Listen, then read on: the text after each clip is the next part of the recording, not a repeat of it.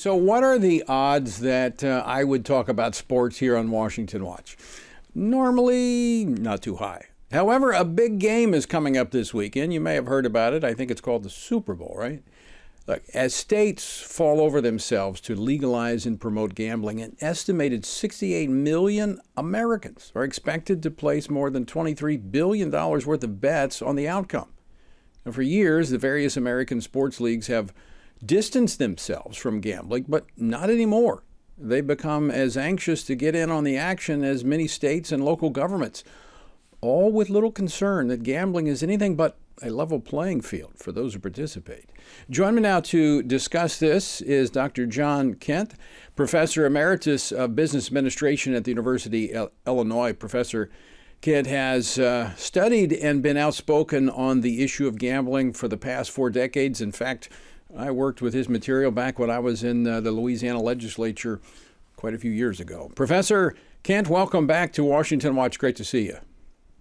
Nice to see you again, Tony. And I know you feel a bit like the prophet Jeremiah. You predicted all of these social negatives 35 years ago, and the academics backed you up, and you are absolutely right. Well, let's talk about, it wasn't too long ago that the NFL was actually working to prohibit legalized gambling, but it looks like now the sports leagues are all on board. Yeah, the money's just too big, so they're all going after the bucks, and they don't care about the social and economic consequences. I really have to read, for all the gamblers out there, I have to read the Wall Street Journal from last year's Super Bowl weekend. And this is their quote, not me. Quote, "The delays in betting mean that sports books are 1 or 2 plays ahead of millions of viewers," end quote. "So streaming sports gamblers are, quote, dead in the water," end quote. Now, this is what is called past posting. The plays have already been run, and people are still taking bets on these. So the sports books will take the bets if they're going to win. And they won't take the bets if they're going to lose. But they know in advance what for millions of players. So all these hotshot young people out there who think that this is a level playing field, it is not a level playing field. And what are deemed to be the regulations or the color of legality and the color of regulations, millions of people are being cheated on sports gambling. Well, and, I mean, that's the nature. That's the nature of gambling, as I have found. But I want to talk about the fallout of this. I mean, since we started working on this many years ago, we now have online gambling, and of course, online is pretty significant when it comes to sports gambling. Let's talk about the fallout, the addictions, the impact. What are we seeing out there today? Well, the press, mainstream press, got this 10 years ago. You can see right here on Newsweek cover. They're going after kids, and the American Psychiatric Association has compared and designated gambling addiction. This is an addiction. Gambling addiction is comparable to drug addiction, and gambling addiction online is comparable to cocaine, crack cocaine addiction, or fentanyl addiction. That's my beautiful wife there on the phone. Are you I think you're probably addicted to her, though, aren't you? Oh, I'm certainly addicted to her. Well, that's a good addiction. Yeah, I caught her flirting with the pool boy the other day. Good news is I'm the pool boy.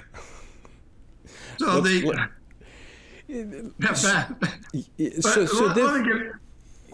right ahead. Yeah, let me mention something about 60 Minutes. 60 Minutes did a report on this on Sunday, February 4th. And the head of the Gambling Association, the main lobbying group in Washington, D.C., gave the following quote, "I don't believe that there is an addiction to mobile betting," end quote. Now, he went on to say more about that, but I have a report back here that you've probably seen, Tony, back from the 1990s, financed by the gambling industry. Right. They were trying to push the American Psychiatric Association into not declaring this an addiction. Yeah. So they know that this is an addiction. They've spent millions of dollars trying to move academia the other way. Right, and we've seen with social media platforms how they craft it so it is addictive, and you combine that with gambling, this is explosive. All right, we're going to run out of time, Professor Kindt. So what do parents need to be doing? What steps do we need to be taking? Well, parents need to be going online and seeing what their kids are taking to bed with them at night. This is click your slots, lose your tots right here on the phone. Click your mouse, lose your house. This is a real addiction that is very detrimental to people, and people need to realize it's an addiction. Young men need to realize, in particular, you can't win. You can't beat AI. Right. You can't win, and they're going to sucker you in and take you to the cleaner. And people feel, well, I'll just stick a toe in, I'll just check it out. But it sucks you in, and before you know it, as you said, you get the mouse, you lose your house. Professor Kindt, always great to see you. Thank you for continuing to stay on this issue. Well, thank you for all that you do. I DVR your program every day. It's a great information and educational resource, along with other informational resources. You do a great job letting people know what's going on in Washington. Well, thank you, Professor. Thank you very much. Appreciate that.